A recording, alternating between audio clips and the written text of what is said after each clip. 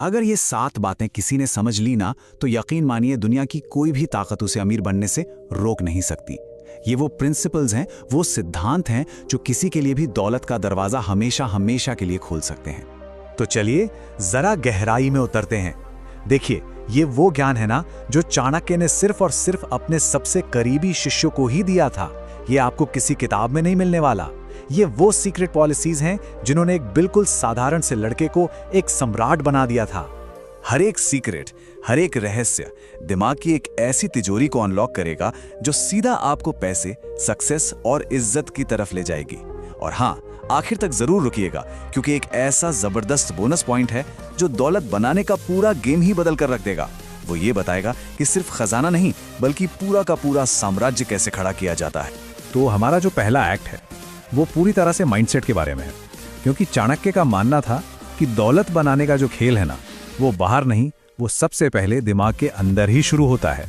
तो सबसे पहला सीक्रेट ये कहता है कि पैसा बुद्धि के पीछे चलता है, इमोशंस के पीछे नहीं। चाणक्य कहते थे, जो मन से मतलब इमोशन से व्यापार करता है वो गरीब बनता है, और जो बुद्धि से, लॉजिक से फैसला लेता है वो सम्राट बनता है। सीधी सी बात है, इमोशंस में बहकर लिए गए फैसले डुबो देते हैं, जबकि सोच समझ कर लिए गए फैसले एक एम्पायर खड़ा कर देते हैं।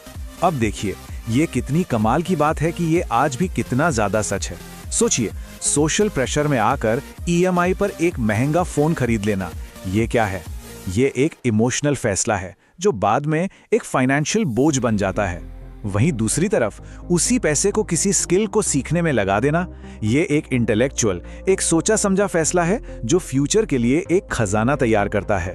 कब आता है चाणक्य का दूसरा सीक्रेट? ये आपके अंदर छिपी हुई पावर के बारे में है। चाणक्य का मानना था कि हर इंसान के अंदर एक बिजनेसमैन, एक एंटरप्रेन्योर छुपा होता है। हर किसी के पास कोई ना कोई ऐसा यूनिक टैलेंट, एक हुनर होता है जो दूसरों के पास नहीं है। लेकिन पता है क्या, ज्यादातर लोग उसे सिर्फ एक नौकरी तक ही बांध कर रख देते हैं, उससे दौलत नहीं बनाते। ये एक बहुत ही सिंपल लेकिन पावरफुल एक्सरसाइज है।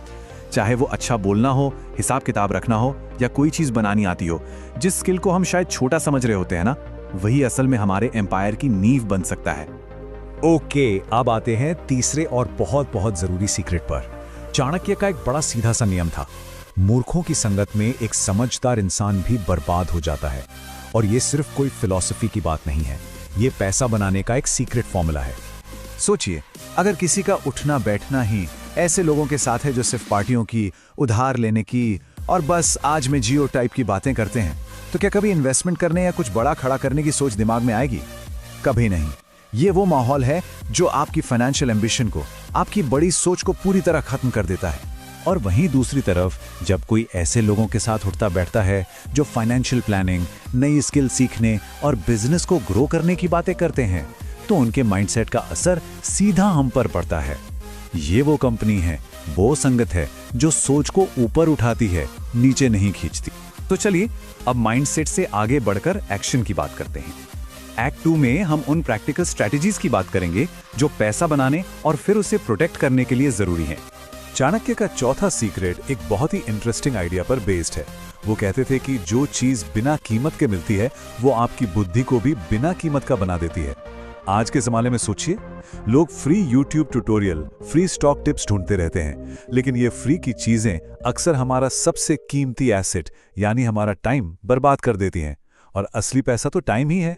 और अब आते हैं सीक्रेट नंबर 5 पर, जो शायद सबसे ज्यादा प्रैक्टिकल है।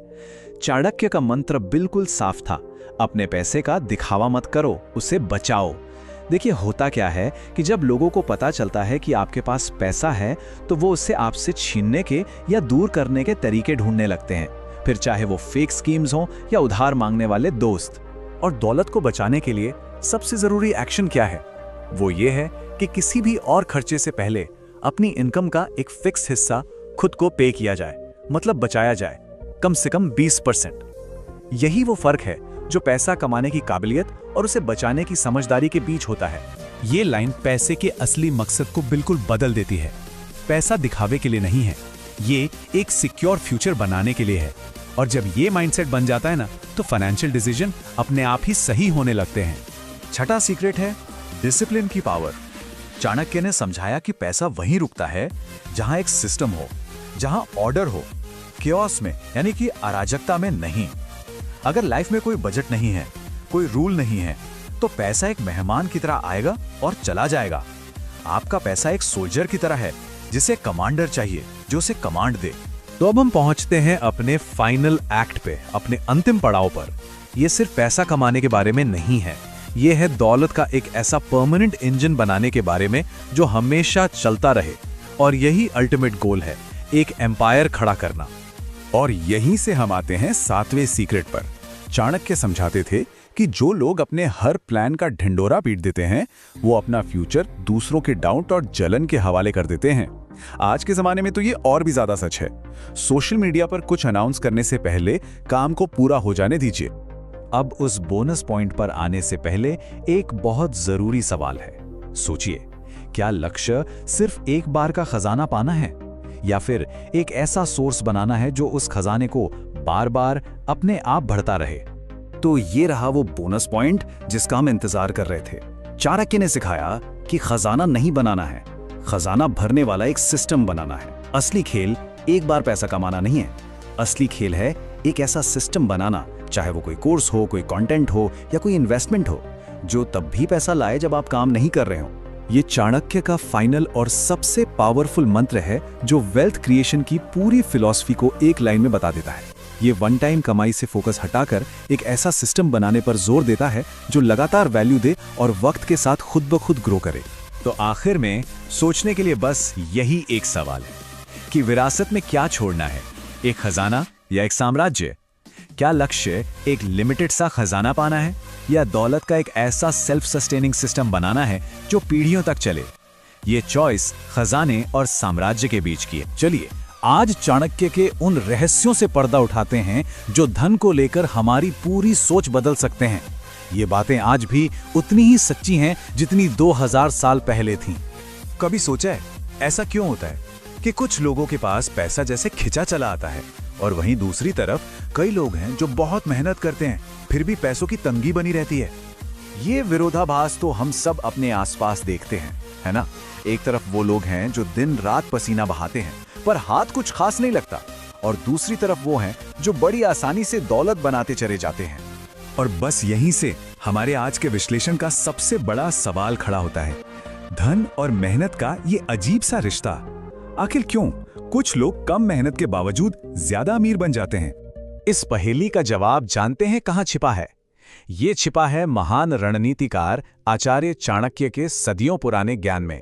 चाणक्य का मानना था कि दौलतमंद होना किस्मत का खेल नहीं है, ये तो कुछ छुपे हुए नियमों को समझने और उन पर चलने का नतीजा है।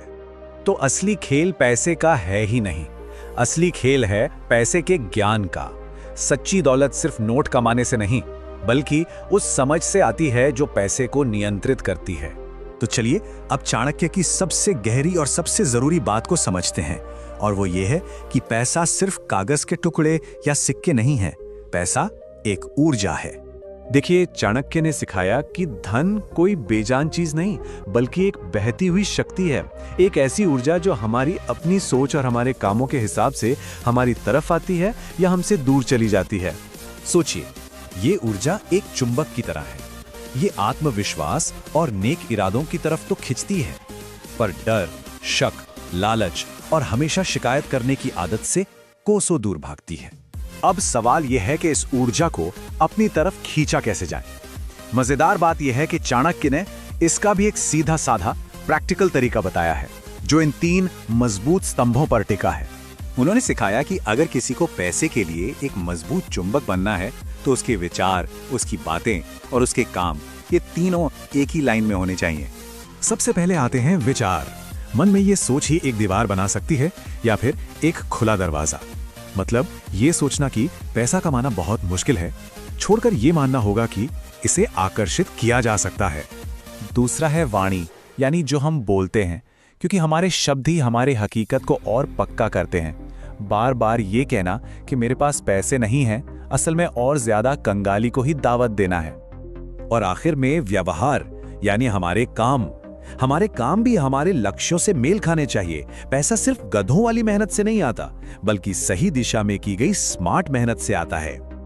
लेकिन रुकिए, पैसे को अपनी तरफ खींचना तो लड़ाई का सिर्फ आधा हिस्सा है। असली चुनौती तो उसे अपने पास बनाए रखने में है, और इसके लिए एक मजबूत नैतिक बुनियाद की जरूरत होती है। और यहीं पर चाणक्य ने एक बहुत बड़ी चेतावनी दी थी। उन्होंने साफ कहा था कि दौलत तभी टिकेगी जब वो धर्म यानी सही सिद्धांतों के रास्ते पर कमाई गई हो। और इसके लिए उन्होंने ये 4 बहुत ही जरूरी नियम बताए।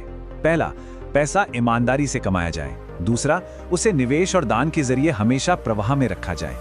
तीसरा, दौलत आने पर भी विनम्रता न छूटे।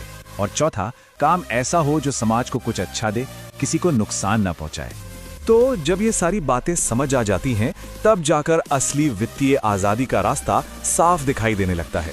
अब चुनाव बिल्कुल साफ है, या तो पैसे के गुलाम बने रहें जिसके लिए दिन रात काम करना पड़ता है, या फिर उसके मालिक बने और पैसे को अपने बड़े मकसदों को पूरा करने के लिए एक औजार की तरह इस्तेमाल करें। क्योंकि देखिए, असली दौलत वो नहीं जो बैंक में पड़ी है। असली दौलत तो मन की वो आजादी है जहां पैसे का डर खत्म हो जाता है और जीवन के फैसले बिना किसी दबाव के लिए जा सकते हैं। तो ये पूरी यात्रा हमारे बटुए से नहीं, हमारे दिमाग से शुरू होती है, और ये अपने पीछे एक ही सवाल छोड़ जाती है: क्या जिंदगी भर पैसे के पीछे भागते रहना है, या फिर अपनी सोच को ऐसा बनाना है कि पैसा खुद ब खुद खिंचा चला आए।